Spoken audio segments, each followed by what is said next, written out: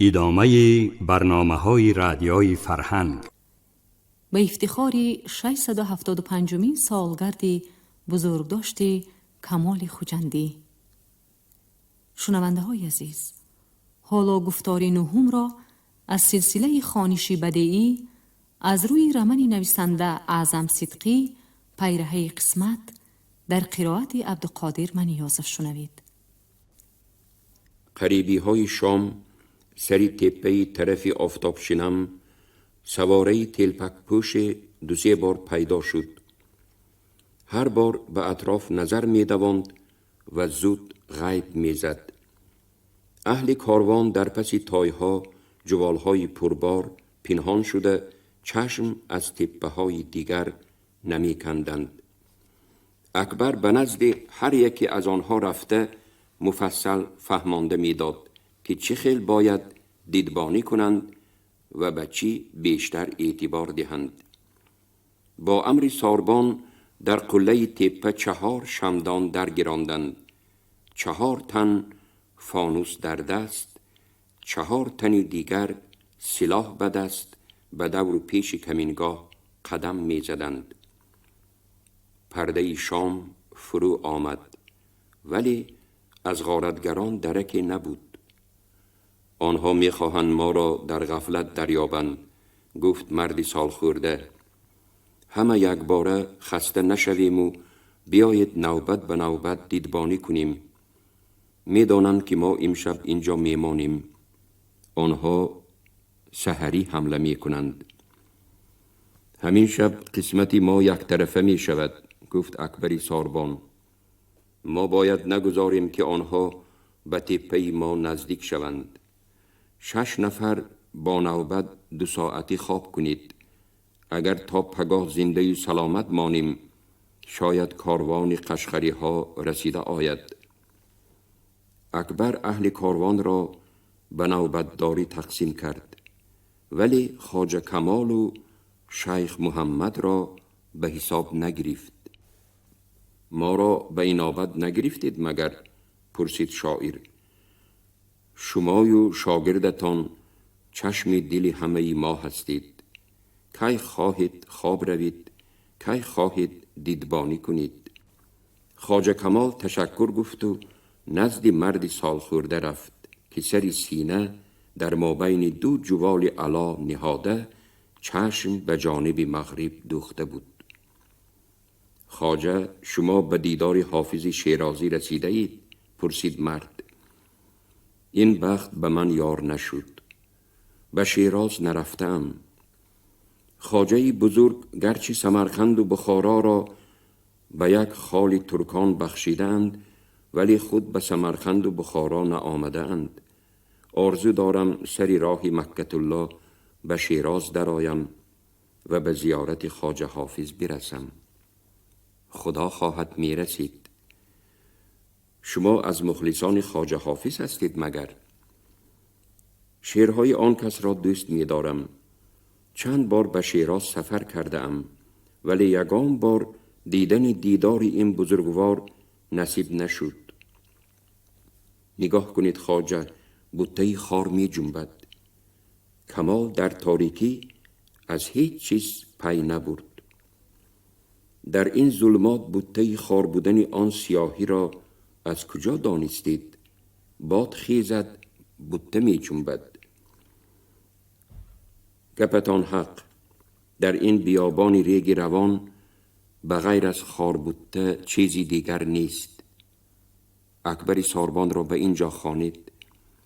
خواجه کمال ساربان را آورد. به نظری من هم چنین نمود که آن خاربوته عادی نی. شما رفته بخوابید. آن 2 جوانی در سر شمدان خفته را اینجا فرستید. من خوابیده نمیتوانم. با خاطر پریشان خواب میبرد مگر؟ تا خواب آمدن اینجا خودم می ایستم. خواب جوانها شیرین مانید خواب روند. نه، نوبت را ویران نکنید. تا سحر باز نوبتتان می آید. پیش از صبح دم باد نمناک خیست. این علامت باریدن باران در دامنه افق بود. بر روی ریگی که روزی دراز آفتاب خورده بود دراز کشیدن به کس گوارا می آمد. زیاده از این بادی فارمی نفسش گرم حلاوت می بخشید. اعضای بدن را سست کرده به خواب مایل می نمود. باد تا رفت اوج می گرفت. تعداد بوته غیلان زیاد می شد. چندی از آنها تا به کمینگاه به باد پیچیده آمدند. تلپک پوشان این فرصت را غنیمت دانسته پسی بوته ها پنهان شده آهسته آهسته پیش می آمدند. آنهایی که در قفا بودند خاربونها را کنده به پیش باد هوا می دادند. چند تن از تلپک پوشان به دامنه کمینگاه رسیدند. 10-12 نفر بوته بر دوش به زیر تپه جمع آمدند. آنان در مسافه 20-30 متر ریگ را دامنکش کردند. در سر تپه که ریگش فرو می ریخت جوانی تنومند سر روی جوال نهاده رو به جانب غرب می خوابید. در برش مشعلی نیم سوخته روشنایی می داد. هر قدر ریگ پست می فرامد راهزنان آن را زینه پایه کرده بالا می برآمدند. به کمینگاه رسیده با دست جوال را داشتند و بیخواست 2 تن خود را به بالای جوان خوابیده انداختند. جوان دوست گفته فریاد کشید و همان دم خاموش شد. همه به پا خیستند اما دیر شده بود. راهزنان به تپه رسیدند. جنگی مشت به گریبان سر شد. یغماگران که در نفوذ زیاد بودند به هر یکی از کاروانیان 2 کسه و 3 کسه در افتاده بودند. آنها با دست چوبی نوگش آهندار با کلتک ها مسافران را می کوفتند، از پای می انداختند و دست و پای آنها را می بستند. خواجه کمال یک راهزن را زده افتاند، به بالایش سوار شده بوغی کرده کشتنی شد که دیگری از عقب آمده با بند دست از زیر منه شاعر گرفته قفا کشید. محمد این حال را دیده سخت جهیده به سر کتف بوغی کننده استادش زد. راهزن از این ضربه تاب خورد و به یک پهلو به زمین افتید. خواجه نفس راست کرده راهزنی در روبرویش ایستاده را با لگدش زد. راهزن پشناکی بر روی جوال افتید. در این زد و خورد راهزنان دست بالا شدند. کاروانیان با سرهای کفیده و دستهای شکسته همگان اسیر افتادند. تنها ساربان و خواجه کمال مقابلت نشان می دادند. راهزنی قد بلند مویلبش 2 میخ موش و بزریش از قفا آمده خیز زد و از بین 2 شانه کمال لگد کوفت. راهزنی دیگری لاغرندام با چوب دست به سری کتف شاعر زد. 2 نفری دیگر بر سری دوش شدند. خواجه تنش را افشاند و هر 2 را از سری کتف دور انداخت و در این دم حس کرد که سری کتفانش سخت درد می کند. از شدت درد سری 2 زانو نشست. 2 نفر آمده دستش را بستنی شدند. سرکرده راهزنها که مردی چشم کلانی اسبرو بود و ریشی دراز داشت پیش راه آن هر 2 را گرفت. حاجت به بستنی دستش نیست، او درد پیچ شده است. اکبر این وقت تخت پشت به تایهای گزوار نهاده هر کی پیش می آمد با پای می زد. سرکرده به یکی از نفران خود با اشاره سر فرمود که از قفا گذرد. وی از پس سر دست به گلوگاه اکبر انداخت و سخت بوغی کرد. 2 نفری دیگر در تاز رفته به ساق پایش با کلتک زدند. ساربان از حال رفت. راهزنان بر روی مال کاروان برآمده مدت نفس راست کردند، به مجروحان مدد نمودند. سرکرده قامتش را راست گرفته به میانجا درآمد و در پیش چشم همه با وقار سولت آراست. بعد بانگ زد. کدامی از اینها ساربان است؟ دو مرد تلپک پوش سیاه جرده پیش برآمد، دست به سر سینه گرفت و به سوی اکبر اشاره کرد. ساربان که از پهلوی خواجه کمال می نشست به شاعر گفت: خواجه، در سرای سمرقند همین دو جسد را دیده بودم. من می خواستم از بند برآرید. با امر سرکرده سخن اکبر قطع شد. او را از حلقه بند عموم جدا کردند، پیش سرکرده آورده سر دو زانو نشاندند. کدام سخت سرکشی کرد. راهزن لاغرندام دویده آمد، با خشم و غضب عرض نمود که او 2 نفری ما را مجروح کرده است و خود راست رفته بالای سری کمال ایستاد. غنیمت‌ها را به اشتربار کنید، او را به پیش ساربان بیاورید. سرکرده دست بالا کرده شخصی را نزد خود خواند. یک جوان لته پیچی را آورده روی تای ابریشم کشاد. ساربان، تقدیر تو در دست من است. می خواهم به تو نیکی بکنم تا از عالم تشنه لب نروی. شراب دهم یا آب می نوشی؟ با 2 دست 2 کوزچه نخرگین را برداشته نشان داد. می خواهم با حلق حلال جان سپارم. از کوزه دزدی نه آب می خورم و نه شراب. خوب است که مردنت را می دانی. تو چی می نوشی؟ به کمال رو آورد. این برای من خواهشی پیش از مرگ است. بله. ساربان با شست به پای خیست، به زیر پای سرکرده غارتگران افتاد. من به مردن راضیم، می دانم قسمت من همین است. زودتر گپ زن که به آن دنیا دیر میمانی. تهدیدآمیز سخن اکبر را برید و به تخت پشتش تازیانه زد. آن بندی که به کشتن حکم کردی. ساربان با شتاب سخن می گفت، زیرا با اشاره سرکرده 2 نفر آستین برزده مهیای اجرای فرمایش بودند. شاعر است، به زیارت مکه و مدینه می رود. آن جوان با وی همسفری می کند. وی شاگردش. آنها شاعر گفتی؟ ساربان را از گریبان داشته به پای خیزاند. تکرار کن. گفتم که شاعر خواجه کمال خجندی به حج می رود. آری، هر 2 امید بسته در سمرقند به ما همسفر شدند. با اشاره سرکرده بندی دست ساربان را باز کردند. هر 2 به نزد شاعر آمدند. سرکرده با دقت به کمال چشم دوخت و یقین حاصل کرد که این مرد به دیگران مانند نیست.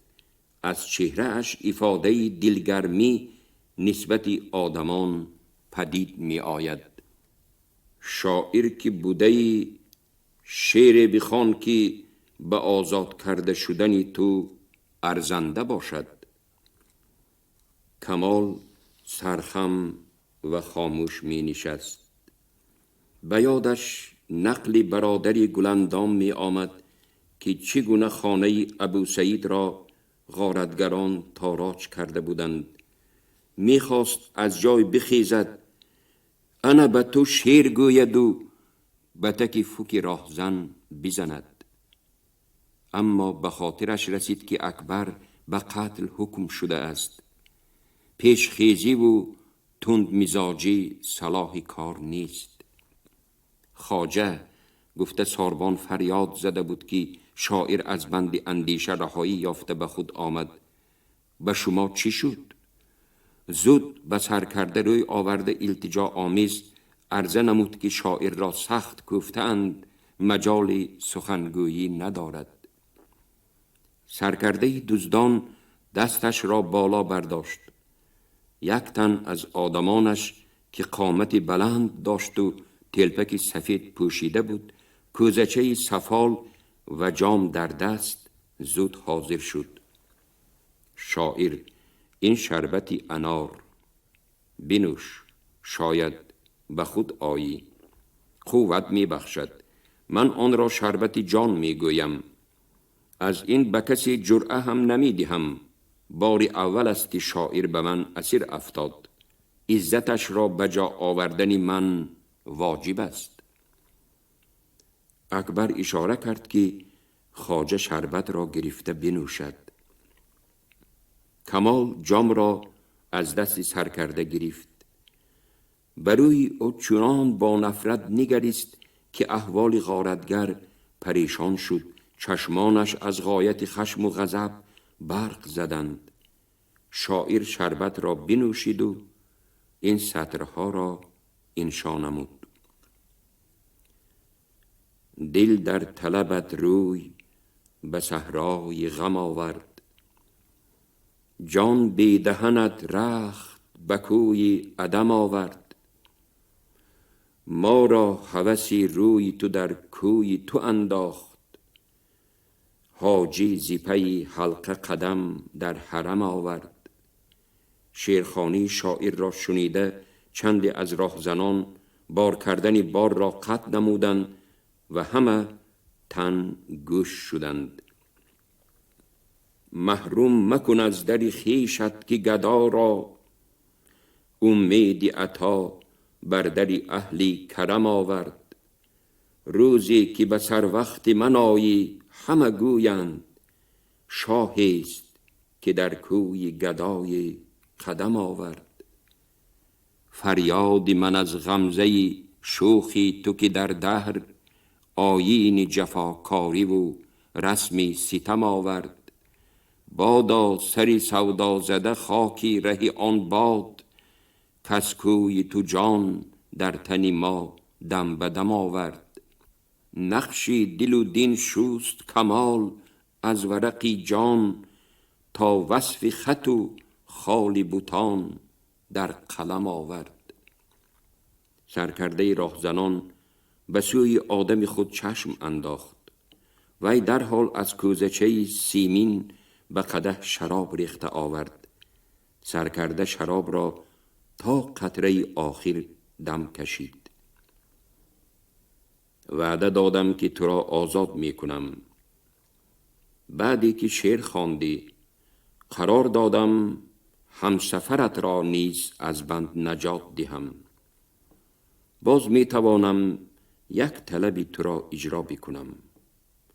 عادتاً در افسانه و قصه ها 3 طلب یا شرط می گذارند. چهره خواجه کمال اندک گشاده شد. در دلش شمع امید فروزان گشت. هراس را از خود دور کرد. من از التفات تو ممنونم.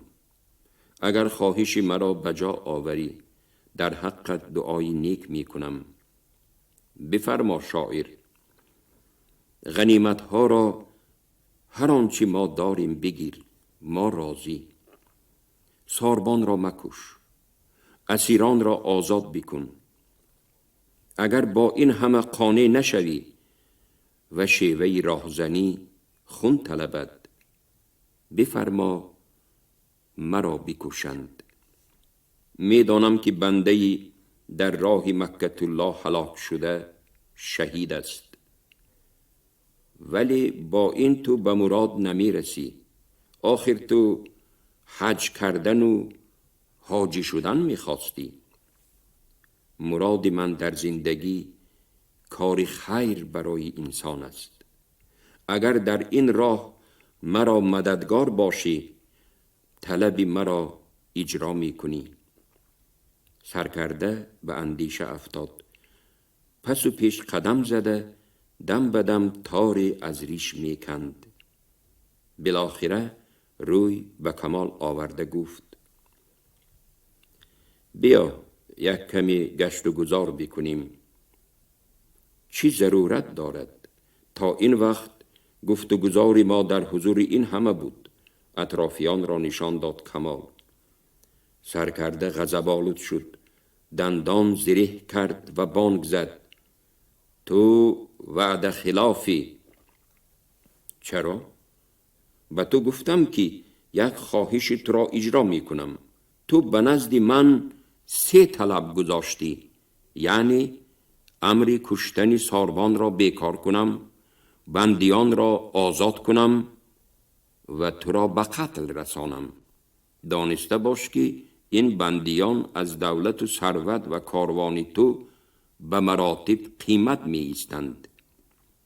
این را هم بدان که ساربان کانی مکر و فریب است. چی از ساربان جای ترس داری؟ من از هیچ ذات جای ترس ندارم. اگر او در بین بندیان ماند، همه را به شور می اندازد. جوابش بده، برود، 4 طرفش قبله. ای شاعر، تو قبله را چی دانی؟ وی به قبله رسد چنان طوفانی برخیزد که ما را از بیخ و بنیادمان رفته می برد. یعنی تو از مردان توانا می ترسی. می بینم که صورتت و سیرتت موافق نیست. اگر به قول تو ترسو باشم، حکم قتل ساربان را بیکار می کنم، او را با خود می برم. لیکن تو به وی نیکی نی، بدی می کنی. می خواستم او را از رنج و عذاب عالم آزاد کنم، اما تو به من درد و کلفتی بر دوام روا دیدی. بگذار از مرحمت تو بصیری بهره‌ور شود. در این راه تا می توانم به او کمک می رسانم. هر دو قدم زنان از نزد بندیان دور شدند. آیا تو حلال و حرام را فرق می کنی؟ شاعر: مرا تحقیر مکن. من انسانم، سگ نیستم که حرام را از حلال جدا نکنم. غارت مردم گناهی عظیم است. مالی که با تاراج به دست آوردی برایت حرام نیست مگر؟ ای خواجه، هر آنچه با زوری به دست می آید حلال است، مگر یگان نعمتی هست که بی رنج و زحمت به دست آید. هر چیزی که غنیمت گرفتید با زحمت بسیار به دست آمده است. این همه رزق و روزی صدها کسان است. شما نه تنها مال این بندیان بلکه بازیافت اهل خانواده های آنان را به یغما می برید. تو از آه و ناله های یتیمان حذر نمی کنی مگر؟ خواجه، عالمی که خداوند آفریده است تنها این بیابانی ریگ روان نیست. تو شهرهای بزرگ را دیده ای، در بین مردم زندگی کرده ای. بیوه و بیچارگان را چطور غارت می کنند و بینوایان رحمی ندارند. این همه را ندیده ای؟ در شهر و دیهات و در دشت و بیابان زوردست حکم روایی می کرد. حالیا من زوردستم، آزاد هستم. در این بیابان حکم من رواست. شراب به مینه سرکرده زد که برآشفت، دست افشانده و پای بر زمین کوفته، کف که دهانش را پاش داده حرف میزد. غارتگران غنیمتها را به اشترها بار کردند. تنها تای ابریشم ماند که بر روی آن برای سرکرده دسترخوان گشاده بودند. وی دست بالا کرد، تازیانه اش را برداشت. نوکری تلپک سفید در دست جام حاضر شد. سرکرده شراب را نوشید، جام را به سوی نوکر هوا داد و گفت: دسترخوان را غندار، تای را به اشتر بار کنند، به راه می براییم. خواجه، من امشب بیخوابی کشیدم که غنیمت به دست آرم. مهنت من ضایع نرفت. می بینم گپهای مرا می شنوی و تعجب می کنی. از آن در حیرتم که تو چه خیل آدمی. از سخنرانی هایت پیداست که از دنیا با خبری؟ بله، در زمانش من ثروتمند و جهان دیده بودم. خودم شاه بودم و طبعم وزیر. یکی از خویشاوندان از احوال زندگی اش نالیده به نزدم آمد. در گذر به او دکان گشاده دادم. دیری نگذشته صاحب مال و دولت شد. به درگاه من راه یافت و همیشه در خدمت من بود. مهمان آید همه شب خوابش را حرام کرده دستیاری می کرد. بعضن می شد که در زیر برف و باران تا از حوله برآمدن جلوی اسب مرا می داشت. بالاخره با هم جان و جگر شدیم. حساب و کتاب دولت را به دست او دادم. راه فریب و نیرنگ را پیش گرفته به سرمایه من صاحب شد. مرا مفلس و دست نگر خود گرداند. روزی عرض نمود که او توانگر است و من بعد حکمش به من رواست. خاری و زاری علم خیانت مرا به بیابان انداخت. چنان که میبینی امروز من زور دستم. روزی میرسد که آن دولت و ثروت را به زیر پا میگیرم و آن سرمایه‌دار را به سر زانو میشینانم. این کاری دشوار است. او از دسته من خبر یافته خود دسته تشکیل داده از پی من افتاده است. ما به مثال موش و گربه همدیگر را می پاییم. رسم و ریاض جهان چنین است شاعر.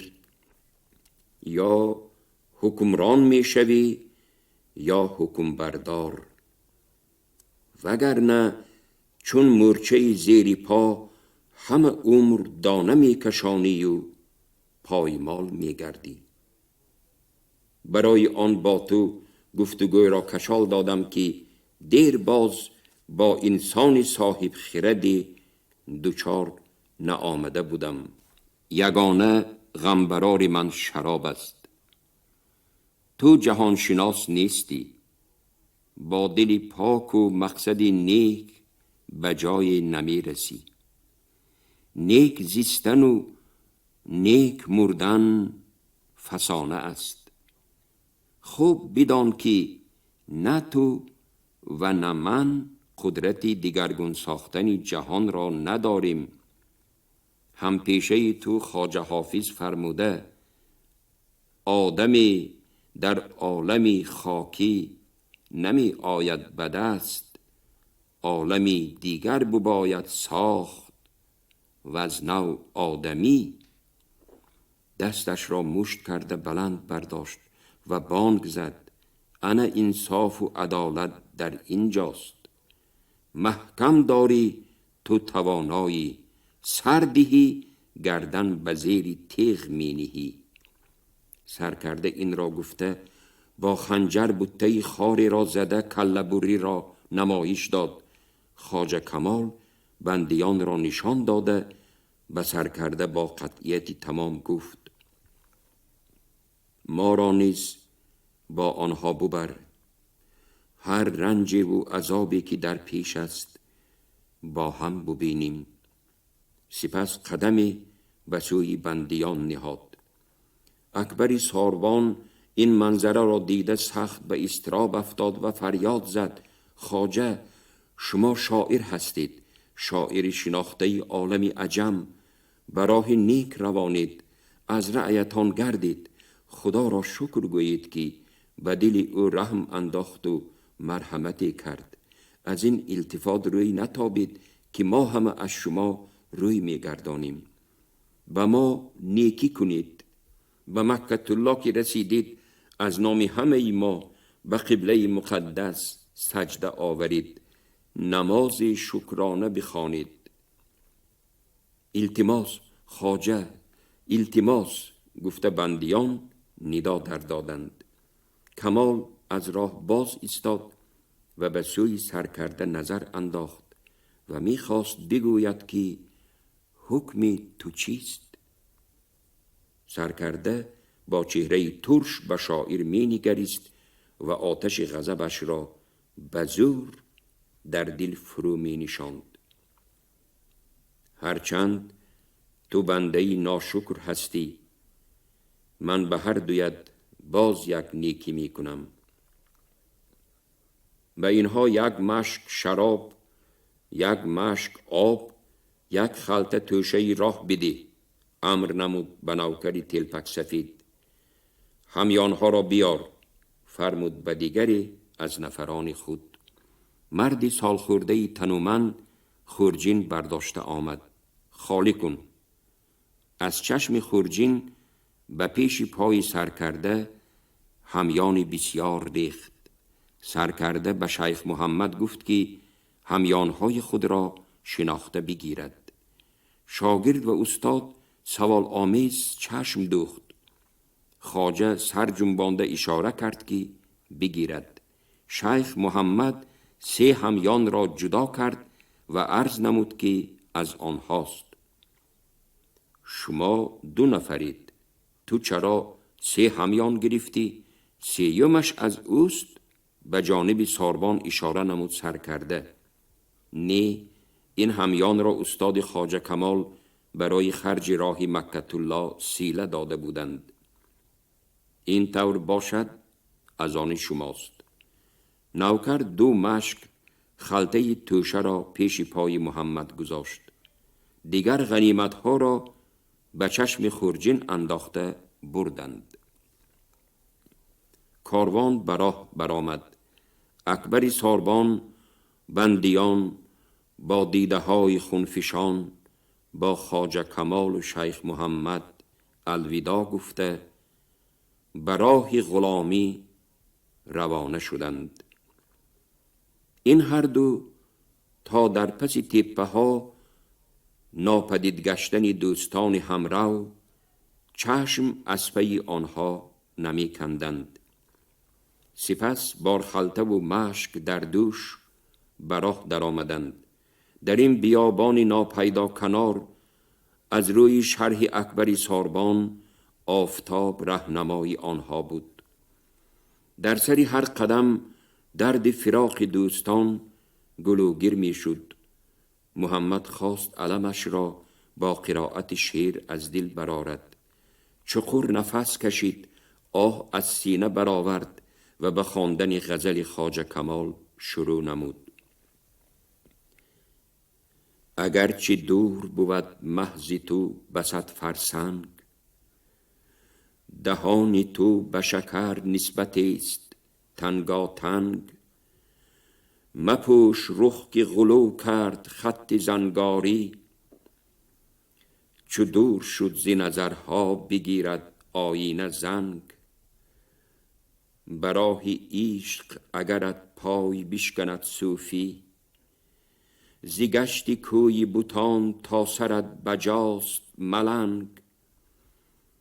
ز اشک جمله تنم سرخ ساخت مردمی چشم. خواجه کمال غزل خویش را می شنید و سراب گلندام پیش نظرش جلوگر می گشت. دست اول خیره می تافت، ولی تدریجاً طرح چهره دختر روشن می شد. وی کارد خونالود در دست و سری جسدی غارتگری آغشته خون سری زانو می نشست و به افت و بشره منفور دزدان با نفرت می نگریست. شیخ محمد به شعرخوانی دوام می داد و صدای او به گوش خواجه نمی درآمد. شاعر غرق خیالاتی گلندام ناکام بود. چنان که رنگ رزان را به دل خوش آید رنگ، رسم به زلف تو از صبر با دلی پرخون. بدان دلیل که خون مشک می شود به درنگ. در وسعت آباد کبود بازی پیدا شده، کبوتری یابایی را تعقیب می کرد.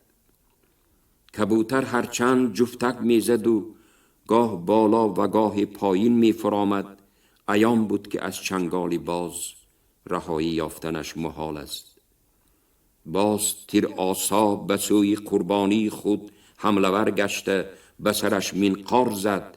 کبوتر موازنت را گم کرده سرازیر به زمین فرو آمد.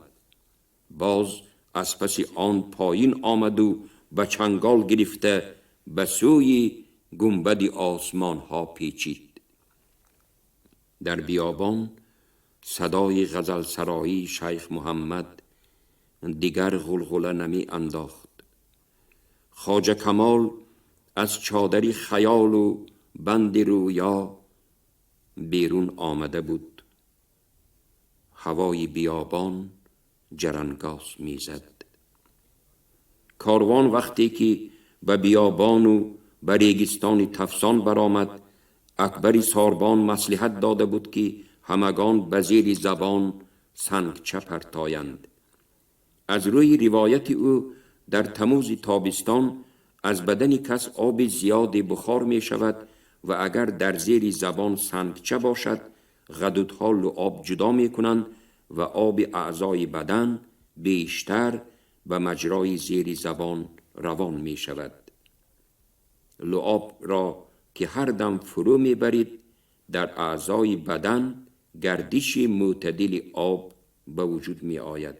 شیخ و خواجه این اصول را به کار می بردند و تشنگی چندان عذابشان نمی داد. اما آنها تا رفت از حال و مدار می رفتند و قدم مانعشان سست می گشت. خواجه کمال خسته حال و خشمالود دم به دم از راه باز می ایستاد، نفس راست می کرد، به دور و پیش نظر می دواند و بیت خواجه حافظ را که از سرکرده دزدان شنیده بود با آهنگ غضب می خواند: آدمی در عالمی خاکی نمی آید به دست، عالمی دیگر بباید ساخت و از نو آدمی. استاد مراجعت کرد شیخ محمد: غرض از ایجاد شعر چیست؟ کشف عالمی نوین. درهای عالم مگر برای شاعران بسته است؟ عالمی هر شاعر دیگر است. از این رو سخنور جهانی را به طور خود می آفرد و می خواهد عالمی بنیاد کند که به طبع خویش سازگار باشد. مگر از عالمی وجود عالمی دیگری وجود دارد؟ منظور شما عالمی معنوی است؟ بلی استاد. اگر عالمی معنویات یک رنگ می بود، درک و احساس ایجادیات می مرد. گونه گونه شکلها باقی می ماندند و آب و رنگهای بدیعی و مضمونها از بین می رفتند. اشعار ابو عبدالله رودکی، ابوالقاسم فردوسی، شیخ سعدی، خواجه حافظ اثبات آن است که این هر یکی از بزرگواران عالمی خویش را دارند. استاد نگرید ببینید فرد از عالمی دیگر می آید. خواجه کمال به پیش چشم دوخته دید که مرد جنده پوش میان قد، کلاه قلندری در سر و مثل باد پای روی ریگ روان نهاده گویا پریده می آید. به نظر چنین می نمود که پایش به زمین نمی رسد. استاد و شاگرد از راه باز ایستادند و به چابک روانی آن مرد با حسد می نگریستند. السلام علیکم. و علیکم السلام. راه بیابان پر عذاب، حلقم قاق شد. بفرمایید آب هست؟ گفت شیخ محمد. 100 تشکر. اگر آب نوشم جسمم سست می شود، تیز رفته نمی توانم. باید تا رسیده آمدن دیو بیابان به منزل برسم. خواهید همراه رویم؟